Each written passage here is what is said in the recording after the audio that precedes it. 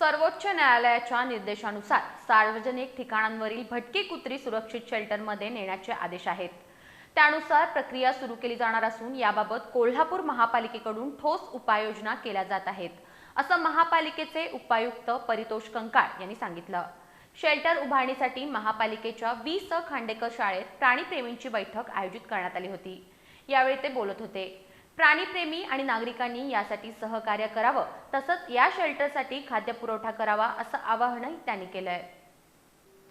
सर्वोच्च न्यायालयाच्या निर्देशनानुसार शैक्षणिक संस्था, विद्यापीठे, महाविद्यालये, शाळा, दवाखाने, क्रीडा संकुले, बस स्थानक, रेल्वे स्टेशन, धार्मिक स्थळे, हेलिपॅड, विमानतळ अशा ठिकाणांवरील भटकी कुत्री सुरक्षित शेल्टरमध्ये नेण्याचे आदेश देण्यात आले होते।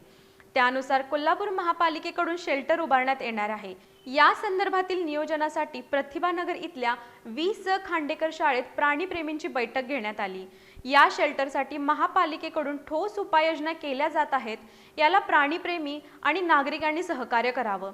याचबरोबर या शेल्टरमध्ये प्राणीप्रेमींनी खाद्यपुरवठा करावा असं आवाहन यावेळी बोलताना उपायुक्त परितोष कंकाळ यांनी केलं।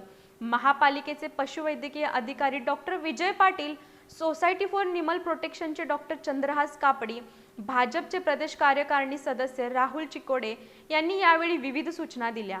यावेळी प्राणीमित्र ॲडव्होकेट रमेश बदी, ॲडव्होकेट माधुरी म्हेत्रे, दीपक मिसाळ, कल्पना भाटिया, प्रशांत साठे, संयोगिता माने, कोमल पोतदार यांच्यासह प्राणीप्रेमी उपस्थित होते।